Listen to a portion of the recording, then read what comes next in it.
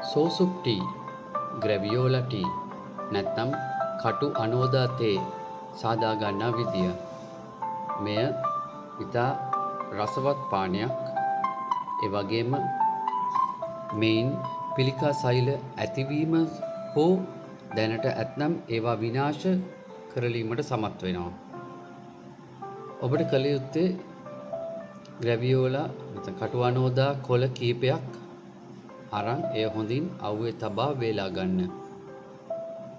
හොඳට වියලුණු පසු ඒවා වතුර භාජනයකට දමා හොඳින් තම්බා ගන්න.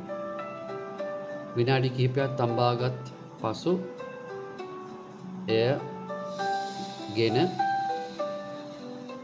පෙරණියකින් පෙරා එම පානයට සීනි ස්වල්පයක් දමා ඔබට පානය කරගත හැක. ඔබට දියවැඩියාව, අධිර රුධිර පීඩනය හෝ ස්නායු පද්ධති ආශ්‍රිත රෝග ඇතනම් මෙය පානය කිරීමෙන් වැළකෙන්න.